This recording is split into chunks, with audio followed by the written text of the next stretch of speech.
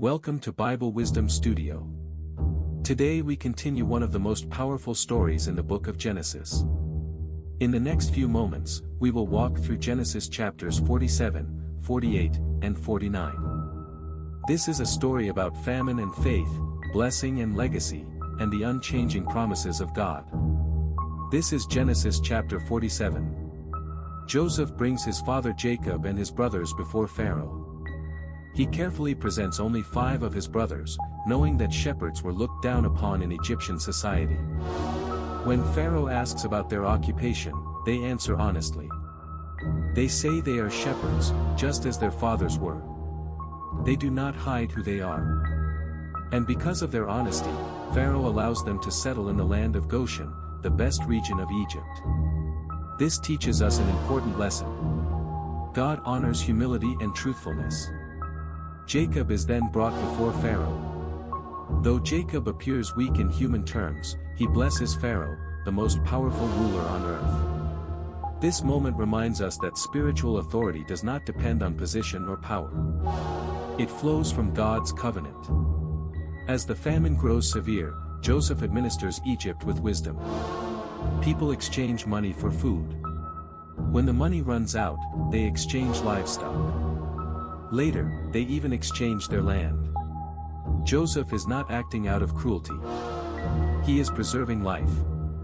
He establishes a law where Pharaoh receives 1/5 of the harvest, and the people keep 4/5 for food and seed. Meanwhile, Israel lives securely in Goshen. They increase greatly and multiply. Even in a foreign land, God keeps his promises. This is Genesis chapter 48. As Jacob nears the end of his life, Joseph brings his 2 sons, Manasseh and Ephraim, to receive a blessing. Jacob adopts Joseph's sons as his own. They are given the same inheritance rights as his other sons. Children born in Egypt are fully included in God's covenant family. When Jacob blesses them, he crosses his hands. His right hand rests on Ephraim, the younger son, and his left hand on Manasseh, the firstborn. Joseph tries to correct his father. But Jacob says he knows exactly what he is doing. This is not a mistake. It is God's choice. God's blessings do not always follow human order. He often chooses the unexpected. This is Genesis chapter 49. Jacob gathers all 12 of his sons. What follows is not only a farewell. It is prophecy. Each son receives words that reflect his character, his past actions, and his future destiny. Some receive correction. Some receive warning.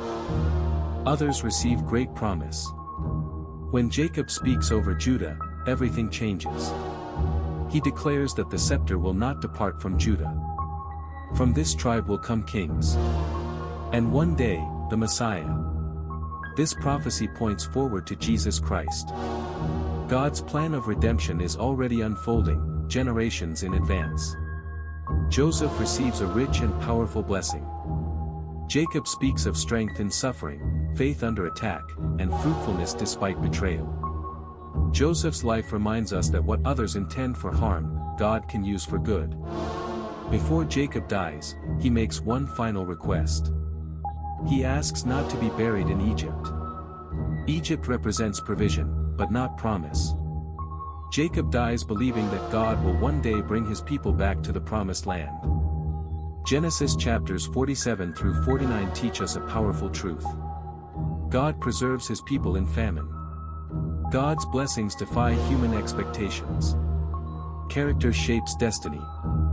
And God's promises never fail. Thank you for listening to Bible Wisdom Studio.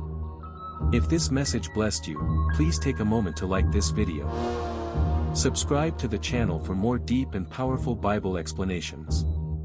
And if you believe that God is faithful, unchanging, and true to his promises, comment Amen below. Until next time, remember this. Even in hardship, even in waiting, even at the end of life, God is still faithful.